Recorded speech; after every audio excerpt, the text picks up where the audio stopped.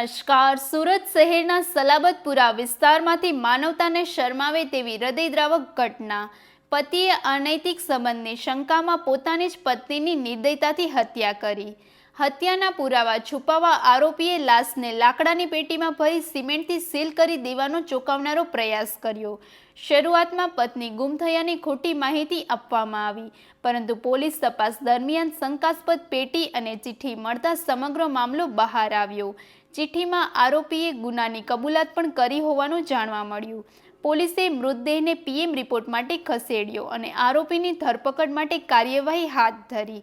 વધુ સમાચાર માટે જોડાયેલા રહો RP Gujarat news, Rajkot. Godhra police સ્ટેશનમાં 2 દિવસ પહેલાં એક વિશાળ રણછોડભાઈ સાલવી કરીને 40 વર્ષના વ્યક્તિ આવ્યા હતા અને એણે ગોધરા પોલીસ સ્ટેશનમાં પોતાના વાઇફના મિસિંગ વિશેની ફરિયાદ દાખલ કરાવી છે, જેમાં એણે ડિટેલ આપી છે કે 4 દિવસ પહેલાં એ પોતાના ગોધરા વિસ્તારના ઘરમાંથી નીકળ્યા હતા 2 વ્હીલર પર પોતાના વાઇફને લઈને અને કામથી માન દરવાજા પાસે એમને ડ્રોપ કર્યા હતા અને ત્યારથી એ મિસિંગ છે. આ બાબતે અમારી ટીમ ઓલરેડી કામ કરતી હતી અને મીનવાઇલ કાલે રાત્રે જે આ મિસિંગ દાખલ કરાવનાર વિશાલ સાલવી છે એ પોતાના ઘરે એક ચિઠ્ઠી લખી અને ઘરેથી નીકળી જાય છે. પોલીસ તપાસ દરમિયાન પોલીસ પણ ઇન્વેસ્ટિગેશન મિસિંગની કરી રહી હતી, એટલે એમના ફેમિલી મેમ્બરના કોન્ટેક્ટમાં હતા અને એમના જે ભોગ બનનાર અને જે હસબન્ડ છે વિશાલ, એના ઘરે એના દીકરા પાસેથી એક ચિઠ્ઠી મળે છે, જે ચિઠ્ઠીમાં વિશાલ લખીને જતા રહે છે કે ભાઈ મારી ભૂલ થઈ ગઈ છે અને આ રીતે એક ઘટના બની ચૂકી છે.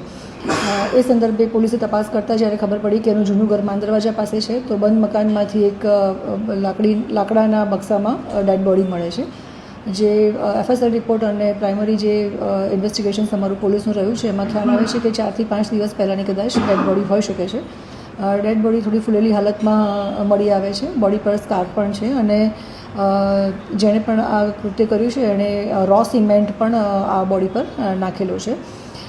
અમે બોડીને મર્ડર દાખલ કરી અને પીએમ માટે મોકલી આપેલ છે. તો જે મેડિકલ રિપોર્ટ્સ અને જે એફએસઆર રિપોર્ટ પીએમ રિપોર્ટ આવશે એના આધારે અમને ખ્યાલ આવશે કે એકચ્યુઅલી આ ઘટના કેવી રીતે બની છે અથવા તો કેવી રીતે મર્ડર કર્યું છે.